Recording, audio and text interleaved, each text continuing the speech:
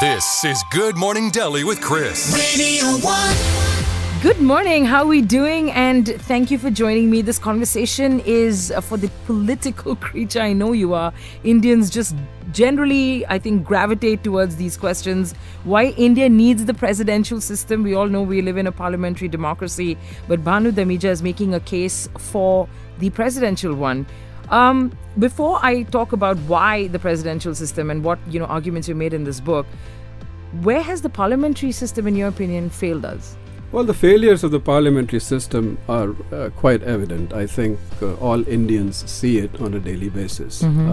Fundamentally, it has failed us because it concentrates power in few hands, in very few hands, which is why I call India an oligarchy in my book, because as we all know that the political parties in India are fragmented and each political party is run as a fiefdom.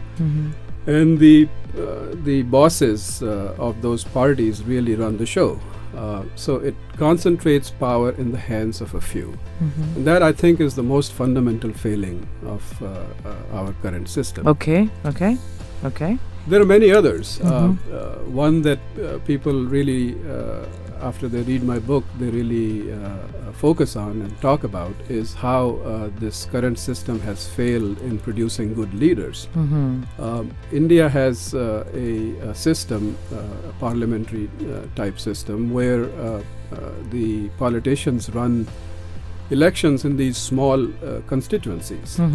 So these are small-time local politicians. These are not visionaries. And because we don't have a system of electing them by primaries, they are really deal makers. They are not really leaders. They sit in dark rooms and make deals with the party bosses. And that's how they get the tickets. So people are really not selecting their leaders. Some few party bosses are.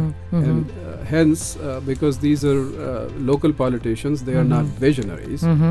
So India doesn't produce those big visionary leaders.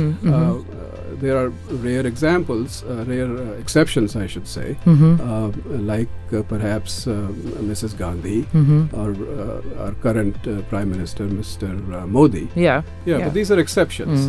This system does not give people a confidence that we will have good leaders for tomorrow.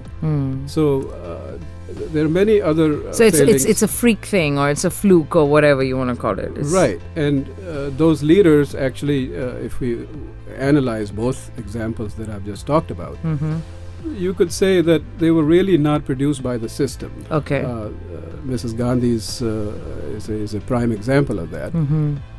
Given her family background.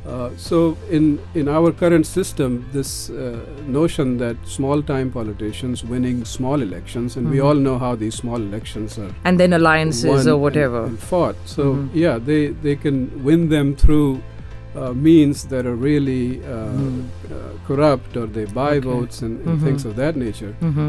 So one failing of our current system that I am really concerned about, and I address that in the book a lot, is this failing that we are not producing good leaders. Okay, well, you made a case for the fact that parliamentary system fails us, but let's find out whether you throw the baby out with the bathwater, or if there's things that we can sort of tweak within the parliamentary system so that you get the good stuff, keep the good stuff, get more good stuff, and generally make everyone happy. But we'll look at the merits of the presidential system when we come back. Bhanu Dhamija, why India needs the presidential system. We have place for all kinds of ideas and theories, and we'll talk about them right here on Good Morning Delhi. Stick around, we're coming back.